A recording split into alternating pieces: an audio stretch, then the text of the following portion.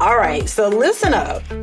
I've got something powerful coming up, and I need you to be in the room for this.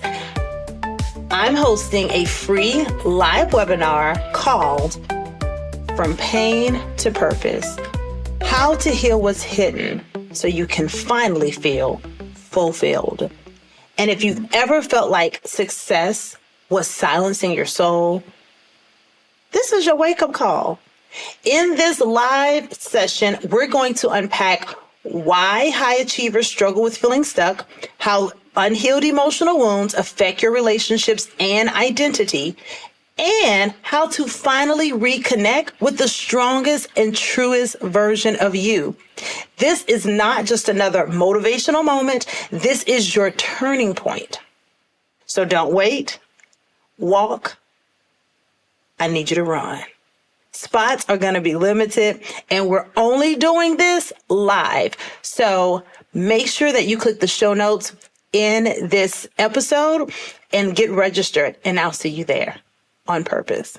So what if I told you the very thing you think you're controlling has been controlling you all along? I know, because for years, that was me. Early in my career, I was a top performer in banking and sales. I consistently hit numbers even when I was out on maternity leave. I remember both of the times that I was out on maternity leave, my clients were loyal. The results, they spoke for themselves. And because my track record was bulletproof, I had convinced myself that my way was the best way, and feedback was unnecessary, and input was optional, because if I followed my system, success was guaranteed. But here's what I didn't see then. That same my way or no way mindset did not clock out when I left work. I brought it home into my marriage, into my friendships, into every conversation where I should have been listening, but instead I was silently calculating how to keep control. I did not trust people to do it right, so I did everything myself. And while that made me look strong, it kept me emotionally unavailable, exhausted, and truthfully alone in my own success. So today, I'm telling the truth about it. And this episode 5 is called The Mask of Control. So these are the things that I want to make sure you get to walk away with from our time together. One of the things I want to make sure you gain from this time is the cost of controlling everything, even when it's working, is very expensive. How perfectionism, micromanaging, and hyper-independence show up behind polished titles and performance metrics. And then what does Scripture say about surrender and trust? And last but not least, one way you can start loosening your grip today. I'm going to leave you with that. One way today you can start loosening that grip, because leadership should multiply trust, not just results. So I hope you're ready to get into this conversation, because this one's going to be good. So let's start at the top of talking about the coping mechanism dressed in a blazer. That would be you. So if we're honest, many of us didn't crave control. Life taught us that unpredictability could cost us too much. So we mastered predictability. We controlled the variables and abandoned vulnerability. We made control look like leadership when it really was just trauma leading us. But here's the tension. When control becomes your constant, trust becomes optional. And trust is the currency for every healthy relationship, whether that be at work or at home. So I want to unmask these 3 control types and styles that we hide behind. And I also want to affirm you and confirm for you that this whole idea that you leave your troubles at the door when you go to work is a lie. There is no way you can leave what's happening at home when you walk into your job when you're the same person. How was that possible? And all of us have heard it, and most of us have lived by that very self-abandoning colloquial. That's not true. A couple of reasons why it's not true is because you're still the same person. Like, you are still in the same body. You still have the same hair. You still have the same walk. So how was that even possible? And unfortunately, in leadership, in roles, we have required people to not be who they are so they can be who we want them to be. And see, because we live our lives like that, we expect others to do the same. Because we think that we do it, then why can't everybody else do it? Well, let me go ahead and tell you the truth. You have not been doing it. You weren't ever doing it. And the people around you, they know that you're not doing it. Just because you're not crying at work about what's happening at home does not mean that your attitude is not shifted by what is happening. I used to tell people all the time, you don't wake up at work and go home. You wake up at home and go to work. So there's no way you can leave it at home when that's the place you woke up at. That's your root. Your root is not work. You grow into work, but your root starts at home. So I can always tell when I'm working with leaders how their home life is based on how they lead. Because what your wife says at home about you, your team whispers in the break room about you. Oh, I know. Today, we are going to set you free. And that goes for him and her. I thought that I was managing and mirroring, and I had a different facade at work than I had at home. And that was not the truth. The same way I didn't trust in my marriage was the same way I didn't trust on that job. And the same way I wanted my ex-husband to know that he was optional, not a requirement, and that his significance was not that significant to me was the same way I acted at work. I didn't have a problem firing you. I didn't have a problem letting you know that I can still do your job because I started from the bottom. Now I am here. That was my attitude. I'm just being honest. Since we're amongst family and we friends and we go together. So this was a thing. And I don't want you to think that you're hiding it well, because you're not. And it wasn't until I became open to feedback and open to start hearing how my team and others were experiencing me that it made me start thinking that all the things my ex-husband used to say about me and my level of empathy was true. I had become numb to empathy, and I was not acquainted with soft skills or vulnerability, if I'm just really honest. And I thought that there was no place for it, but it's the most important place. So we're going to get into this because this is a real thing. And if we don't get this right, our legacy is only going to reflect our trauma, not our healing. So let's start at the top. The first one, perfectionism. So let me ask you this. You've heard of the word perfectionism, so I won't bore you with the definition of perfectionism. But let me ask you this question. Does your standard of excellence protect your brand or protect your fear of being judged? Because that matters. And I want you to think about that. Because perfectionism is the lie that if it's flawless, then you're bulletproof.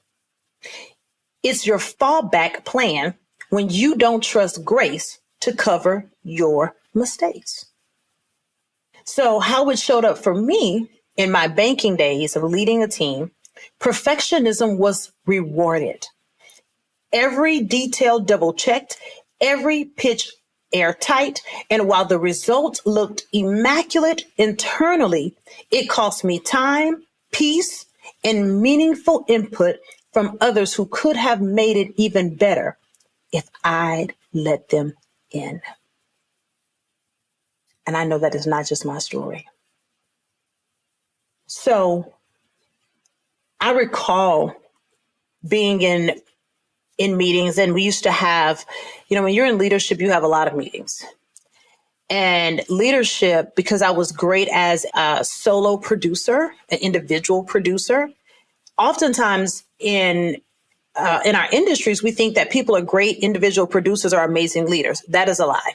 I'm just going to tell you that now. That is a lie. That's the furthest thing from the truth. Now, can they emerge into being a better leader? Yes, but then they have to be open to self-evaluation. And that is not easy when you're dealing with a person who their entire life was lived to prove others wrong.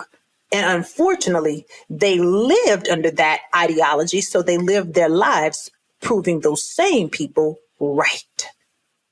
So anytime we put our prideful perspective in place of where the purpose should be, you're going to always walk away with a lesser version of impact, meaning you're not going to get the fullness of the conversation, because when you make things about you and not about the purpose, you lose the value of the conversation. And so for me, I can recall growing up in an environment where the only thing that was celebrated was perfectionism. And quite honestly, that wasn't celebrated very often. And so those of you who are listening, if you came from a military family, if you had a parent in the military, then you came up under a drill sergeant type of personality.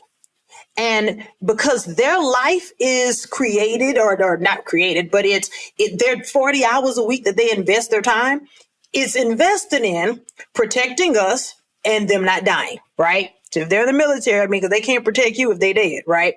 So because of that, they are trained to be their best. Well, how are they trained to be their best? They're trained to be their best by making them where they have to prove themselves all the time. And little to no time do they hear, great job, Captain, great job, Sergeant, great job. They don't hear that often. So they're constantly trying to shut the leadership up because this person always finds something wrong with something. And so although the leader is trying to make sure that they're getting the best, they don't realize that level, that survival of control mindset. It's great if we're talking about going to war. It's terrible if we're talking about being in a partnership. It doesn't win in partnership. And so because I struggled with that in my childhood, I always wanted to be the best, have the best. Why? Because I was looking for approval. And something happens when you look for approval for so long and you don't get it. It turns into resentment that then turns into, let me just prove you wrong so you can shut up. So we're going to be real today. And that was my mindset. It went from, I'm tired of begging for it, to I don't care if I ever get it, but I don't want to hear you tell me anything. So because that was the root of what I was in business, in work, in my marriage, I carried that same ideology. I'll never forget my ex-husband telling me one day, we were having a conversation about my brother, and he said to me, you criticize more than you celebrate. And I just thought, no, I don't. He said, yes, you do. You will criticize a event. You will talk about it with your sisters. You will go on and on and on about it. And you'll be mad about it for days. But let him do something good. You know how long you celebrate or even acknowledge it? Rarely and barely. I had to sit with that. I've sat with it for years since then. That happened over 10 years ago. That conversation, it has still been with me ever since. But he was right. Of course, at that point, because I was in denial, I was like, you don't know what you're talking about. I just want him to be the best. But this is the thing about being the best in operating in the kingdom life. If you with God, if you in a faith, is that that's not love. That is not in alignment with God's word. Hebrews reminds us that we're not to forsake our confidence, for it has recompense and great reward. So the issue is you can't please God without faith. Well, you can't have faith in God without belief. So if you forsake your confidence, which is connected to belief, then you'll never have faith. So you're not moving any mountains or anything. So the idea is to not break down a person's confidence. The idea is to teach them how to operate in being proud of themselves and not in pride of themselves. But we're not taught that, right? So what happens as high achievers and high performers, what happens is we will not celebrate ourselves and then get demonized when we boast about what we do, because now we're having to argue who we are because we never celebrated the moment that we had. And so now you're operating in pride and not being able to be proud of yourself, because you have waited too long to even celebrate you. Because why? You were trained to self-abandon. You were trained to self-neglect. You were trained that you were never good enough. So now you treat people like they're not good enough. And you don't even acknowledge them for what they try to do. And this is an epidemic in our generation, because most of us are raised by people that were in the military, a slave, they had some type of issues going on where they weren't taught confidence. They were taught ego. They were taught a false sense of confidence. And so they don't know how to be proud of themselves, but not prideful. And so we struggle with that. And then, of course, because we want everything to be perfect, because secretly what I had to heal from was, who did I really need approval from? And that's what you're going to have to heal from. Are you needing approval from your Father who's in human flesh, or your Father who's in heaven? See, when you decide whose approval is really who you're after, then that changes the game for you. Because all of us are flawed. All of us have sinned. All of us have come short. None of us are perfect. So trying to operate in an identity that isn't yours is why you have mistaken identity. And that is why people who try to love you and try to support you and try to serve you get burnt out dealing with you, because you are negative. And I know I'm in somebody's business because none of this is in my notes. You're negative. And you're negative because you haven't celebrated you. And so you're mad when others try to as well. They're trying to prove to you what you need to prove to yourself. And it's hard for you to even know who to prove it to when you haven't made a decision. So today I want you to make a decision. Are you trying to please your parent who's in human form, or your God who created you and knew you before you were formed in your mother's womb? Which one are you trying to prove to? Because that is going to determine when is enough enough. And I guarantee you, you don't know, because nobody's put it in your face like this podcast. But today I want you free from it. I want you to embrace imperfections, because when you embrace it, you open yourself up to gain the support you need. You gain the opportunity to experience what interdependence looks like. You gain the opportunity to operate in a secure attachment style versus the insecure style you've been in for years, because you didn't know that you were insecure. You didn't like people to tell you you were insecure, but you are. And you have been, because you have yet to secure your identity. When you are secure in your identity, then your intentions are clear and your integrity, walking in integrity, is easy. But when you do not know your identity, you do not understand what your intentions are, your integrity is always under question, because the main question is, who are you? Who are you? And what are you here to do? And who are you here to please? When you realize that your life was created to bring God glory, then you're going to stop trying to prove yourself to people that don't matter and who didn't make you. Let's just be clear. They didn't make you. He made you, and then he sent you by way of a vehicle to get you here. But they did not make you. So you got to decide. Are you going to live your life to please God, or are you going to live your life to prove yourself to people? Because people will put you in bondage, and that is how you became a people pleaser. That's why you've been a people pleaser. Because you have struggled to find the balance between being proud of yourself, but not walking in pride. People that walk in pride are arrogant. They don't listen. Active listening, not on the top of their list. They're not empathetic. They don't operate from love, so they don't give from it either. They are manipulative. But you know why? Because that is the root of what they were grown in. So when you go back and you look at the lineage of their parents and you ask about their parents and their experience with their parents and how, what does that relationship look like? You can always tell the fruit when you understand that seed. Then you don't question why that fruit has, holes in it here. Because now you understand. They didn't know how to honor. Because they were taught to disrespect and disregard themselves. When you are taught to disregard your own emotions, you don't know how to honor and hold space for other people.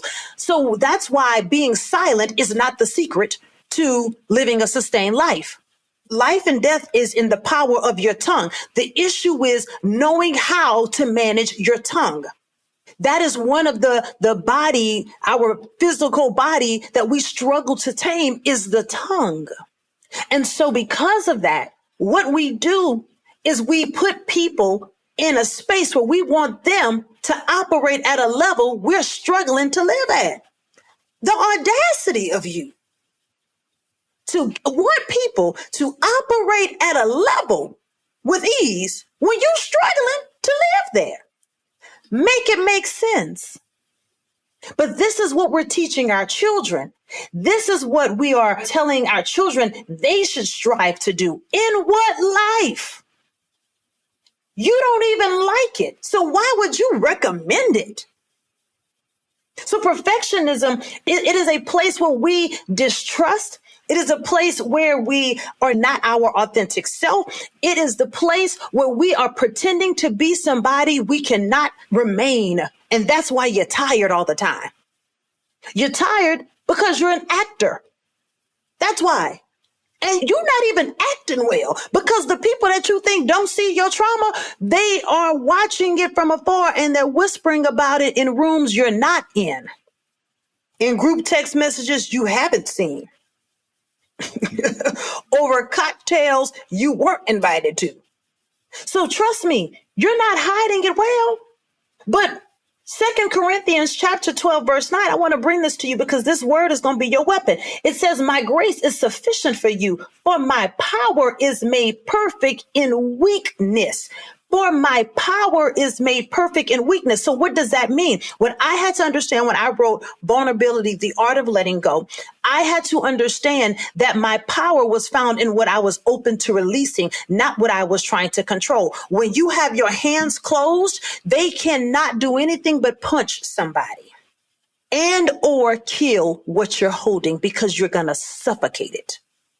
And those of us who struggle with an anxious attachment style and are very clingy because our fear of abandonment is what's pushing us, right? We've been abandoned. And so we're trying to cling on to what we have because we are afraid that we're going to lose it. Because quite honestly, you don't even know why you have it. Because you haven't found your purpose yet. When you are operating in your purpose, you don't worry about clinging. You don't care about clinging because quite honestly, you know whose you are and who you are and what you're here to do. You're intentional about what you're doing and where you're doing it and why you're doing it and who you're doing it with. So you don't have to operate in fear. When you're operating in fear, you're living in scarcity. So you have already told yourself this story that I don't know if I'm going to find another good relationship like this. I don't don't know who gonna love me. I got all of this, baggage, and I done did all these bad things. Because you have not given yourself grace, that's why you don't know that his power is made perfect in your weakness. That is why the word says we overcome by the word of our testimony. But you can't have a testimony with no test. And it says you overcome by the word. So for those that have been trying to silence you, let me help you right now and give you a Christian clap back. Like my friend Kayla told me, she said, Lauren, you need to do an episode on some good Christian clapbacks for people. Let me give you a good Christian clapback. First and foremost, it says that you overcome by the word. Well, baby, how you going to have a word that you don't talk or that you don't write? That's why you should be able to tell your own business. So when I wrote Purposeful Pain, and really all of my books, every last one of my books, Purposeful Pain, Intimacy, Vulnerability, The Art of Letting Go, my personal stories are in there. But the reason why is because the audacity for you to think I'm going to let somebody else tell my story, because you can't tell it like I'm going to tell it, because quite honestly, you ain't felt it like I had to feel it. That's my power to tell my story.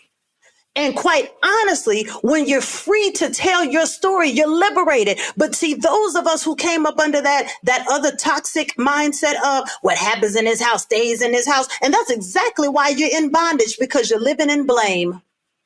You're living in guilt, blame, shame, and you mad at me for being free because I can tell my testimony. Because quite honestly, back in Genesis, when God created us, when he created Adam and Eve, they were naked and they were shameless because they were blameless. Read your Bible.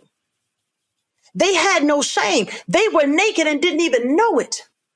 They were able to be completely transparent and open with each other because they weren't hiding behind those fig leaves. But remember, the fig leaves came after the sin, which came with shame. When you sin, shame is always attached. Always. That's why you're struggling with perfectionism. So the question is, what are you trying to use I'm perfect to cover up? For my overachievers, if you're listening to this podcast, you call yourself a high achiever, but let me just tell you the truth. I call you a high achiever, but the truth is you're really just an overachiever, and you are using achievement to get over a trauma that God is telling you you need to face it. Because that is where your purpose is. Your purpose is not something that's sexy and, beautiful. It's not. Let me go on and tell you right now. That is not what your purpose is. Your purpose is found in the thing you pray he never makes you have to live through again, the thing that you wouldn't wish on your worst enemy, and the thing that you hope you never have to talk about again. That's where your purpose is, because there are other lives that have that same story. The only difference, just like Betty Wright said, and no pain, no gain, the only difference between you and them is that they know you, but you don't know them. But that does not mean that they have not been in the same situation as you. So when you can talk about how you were tested, how you were tried, but how you triumphed, and you can, and then people can see the light in you, and then you glorify God, which is in heaven, and not try to take all the credit like it was you who did it, when we both know you're not even that wise, but okay, to do it. That is how they get liberated. That's how they get free. That's how they get permission to be able to walk in the liberty that they negotiated back in the Garden of Eden. See, this is the issue with us. Adam and Eve already had the power. Matter of fact, they didn't have the power. They had the freedom, because power is truly connected to fear and control. They had the freedom, but they negotiated and self-abandoned in real time. They decided to accept a yes that should have been a no. And they negotiated, allowing the enemy to make them perceive that God was being strict. He wanted to keep them from knowing, more than him, and all this other foolishness. And they were tricked out of their position.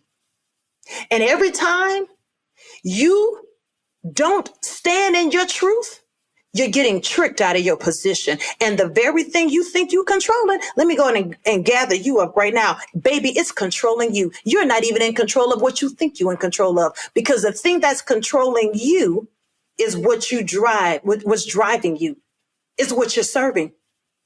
That's why you don't enjoy the life you have, because you're doing just like Eve. All the snake did was make her believe that she had a lack.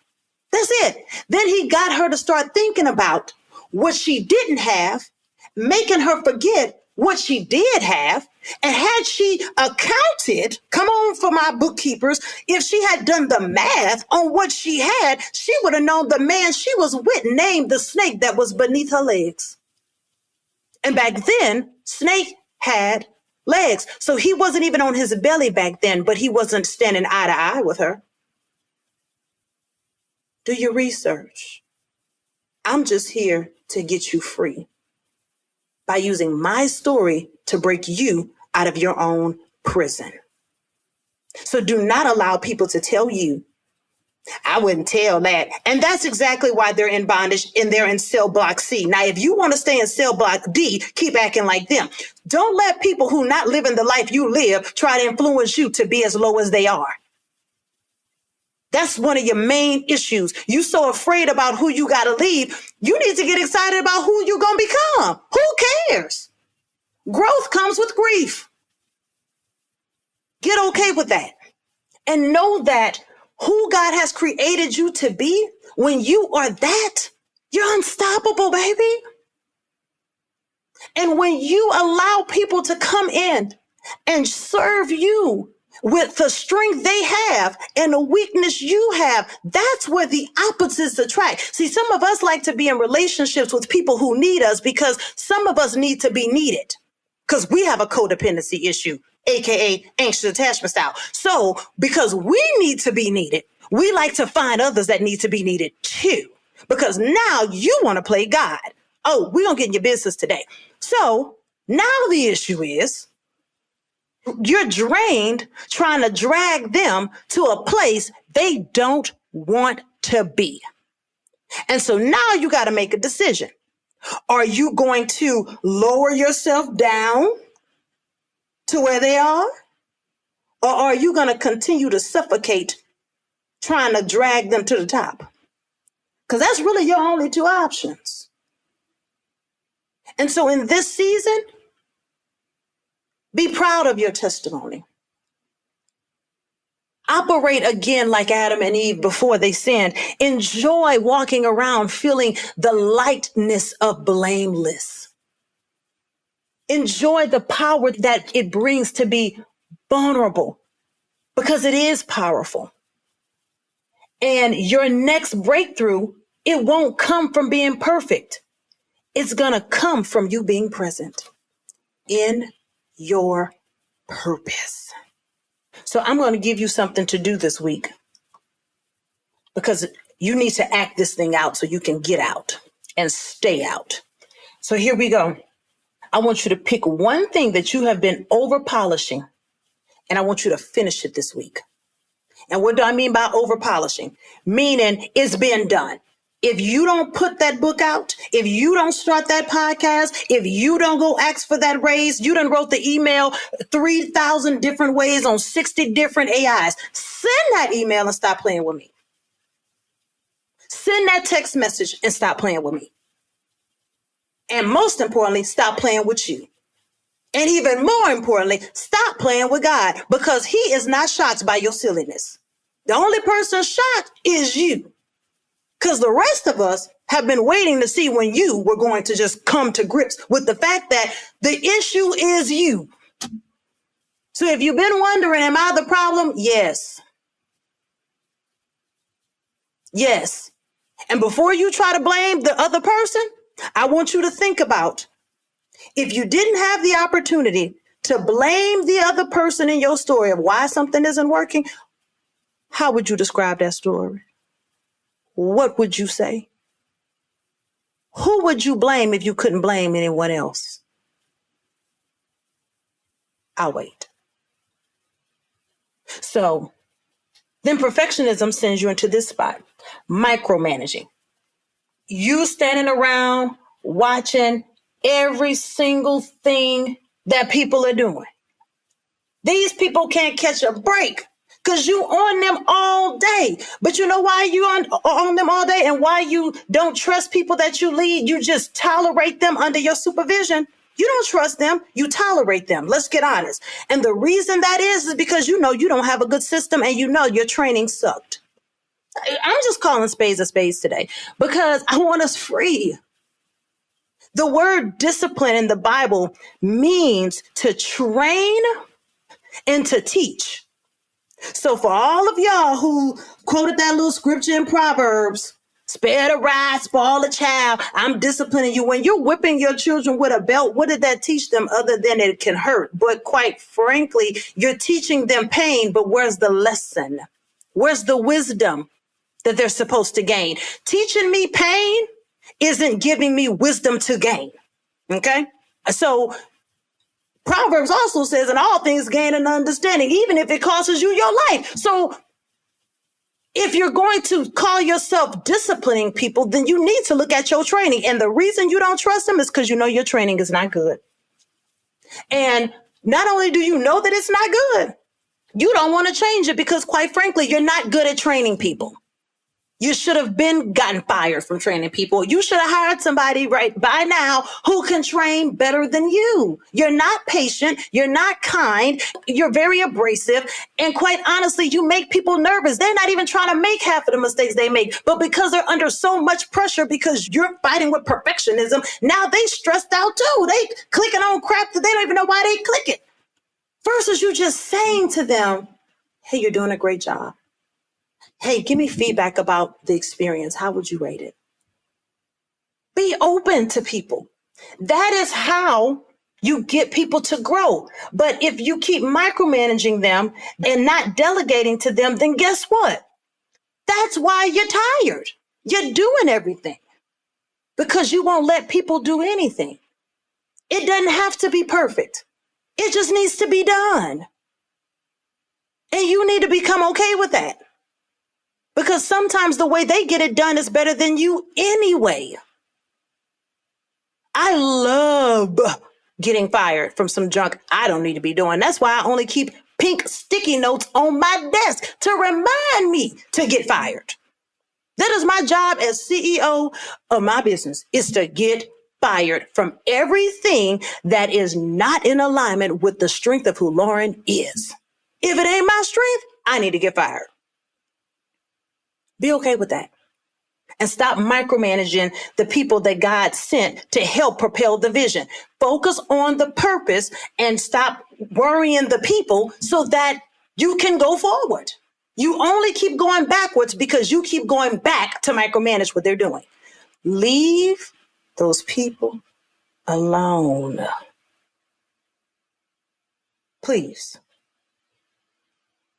Your job as the leader, whether this is in business, on your job, at your house, your job, we're all leaders in our own rights. Your job is to influence people, to empower and inspire them to follow us.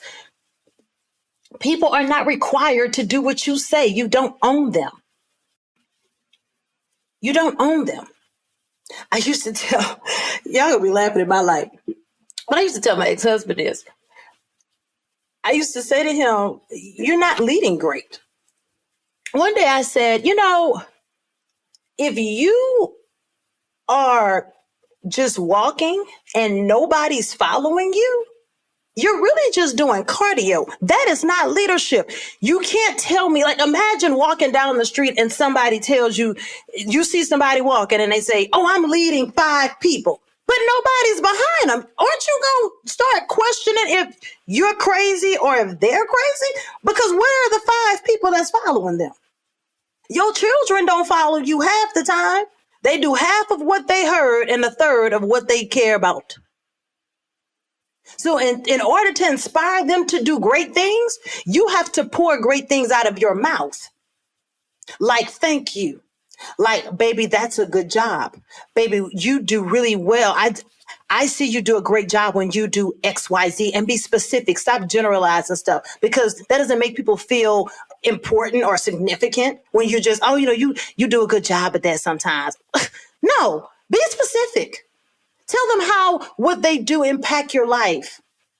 Be honest with them and stop acting like they have no value when they do. Because if they quit, your tail gonna be at work. If they quit, you gonna be washing dishes. If they die, you gonna be raising them kids by yourself. So I would think you want to change your attitude, because your gratitude changes attitude. You don't get on there and start talking to God crazy. So then why are you gonna talk crazy to the person he sends in your life? If you telling people that you follow God, but your mouth says you never met him, who's lying? I mean, let's just call a spade a spade. I want you free from this. You couldn't pay me $1 billion right now to be ugly to my ex-husband. I'm sorry, you can't. I'm not saying there haven't been times I don't get mad and I want to say something to you. But let me tell you something. I will take days and sit and process my emotions, because caring for his feelings is more important than pridefully boasting about whatever. That's more important to me. When he is a great co-parent to our children, that is a blessing to my life. So why would I tear down the person that I need to help me raise these kids? That's not in my notes. So I know this is for if whoever's listening, it is for you. The enemy wants you to have that nasty attitude you've been having. He wants you to keep walking around with that entitlement that you've been walking around with, because he knows that when you're in your arrogance, you're in your ignorance. Oh, I said it. Don't worry, your mom and them been talking about it in the group chat with her sisters. I'm just telling you what they've been saying. And so even when I see it with men, again, when men come to me, oh, she don't want to listen, she don't want to do this. It's not that she doesn't want to do it. It's that you stopped learning her and you haven't asked for her feedback. How is she experiencing you? Bath and Body Works send you reviews all the time. Rate your review. Tell us how it was. Marriott Hotel, tell us how it was. Why? Because if you don't tell me, I can't change. They asking you to give them a review. So who do you think you are that you can't get a review from other people? And then you just shut up. Don't try to tell them that this isn't what's happening. You don't get to control that. The person who determines if communication is effective is not the speaker. It is the listener. So stop thinking you're the teacher with the pen, because you're not. And when you stay a student long enough, you can be a teacher of impact. But the reason God has not elevated you to the next level is because your attitude is below level. That's why. Your degrees don't make you higher, baby. Your character does. And a person who's open to growth has to be open to feedback. So for my men who are leading homes, specifically my Black men who are leading homes, if you want to know how to lead your home, you need to read the book of Proverbs. And you also need to study Joshua. Joshua in the Bible was known for his leadership. So when people tell me there's no one teaching us how to do it, because you ain't read your Bible. Now, when you read your Bible, you're going to see exactly how to do everything you're talking about. The best and the book I read the most on a daily basis is my New Living Translation Life Application Study Bible. Every day. If I had to go to jail for reading the Bible too much, I would go without parole. I'd be on death row, because my Bible is highlighted, dated, and time. I can tell you the exact time I read something and got an epiphany. Can we say that about you? What are you reading? Do you read? I mean, that's half the problem. Leaders are readers. I don't care if it's audible reading or if you got a book in your hand like old school, or if you got a Kindle. Every day you should be learning something new. The issue is you think you know everything, and that's why you don't know anything, because you never got a review. So you don't know how they're really experiencing you. You're hoping that they're experiencing it in this way. But last time I checked, you can't control what their heart is hearing at all, or what their ears are hearing. And words are objective. So if you don't know how they define a word, that's why you don't understand why they're acting the way that they do, because your definition of love and respect is not theirs. The reason you don't know is because you don't ask. The book of James says, I think it's James 1:5 or 1:3, but it says you have not because you ask not. Okay? So that's your problem. You don't ask. You don't ask. And when you don't ask, you know the phrase. You look like I'ma say a donkey in the Bible days, but read that in your King James Version, it don't say donkey. But you're definitely looking like one. It's one of the best things you can do is to ask questions to understand people's needs. That is the beauty of servant leadership. That is what we should all be doing. And then here we go. Here go your homework in this section of your life. I need you to delegate one thing fully this week and then walk away. Delegate, walk away. Don't come asking them anything else. Nothing. So find something you do trust and delegate it. Okay? I need you to do that one thing this week. And I want you to hit my DMs. You can find me on Facebook, Instagram, TikTok, YouTube, email, all at Coach Lauren J. or Lauren Jackson. You can find me. I want to hear about what did you do, because that matters. So I'm going to put a pin right here because I think this next topic, I don't even want to, I feel like right now you need a breath. You need some water. You may need to just go for a run and you may need to go cry. So I'm going to pause our episode right here. And next week, we're going to get into part 2 of this and I'm going to finish it. And we're going to talk about the big thief of joy. And that is your hyper independence. So next week, we're going to be talking about how to get over and deal with and navigate your hyper independence. So if this episode has blessed you, if this episode has taken you to the King and back, please share this with someone else.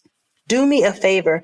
If you want to see your friends free, stop taking them to happy hour when they're not happy at the hour that you went, and send them this episode. You know they're not happy. That's why you called them to go to happy hour and save $1 on the margarita. Quit playing with me. Send them this episode. Tell them they need to listen. Share this. Matter of fact, share with them what you got out of it. Start there. Give them what you got. And then let them know when they're done listening, you would love to hear what they got.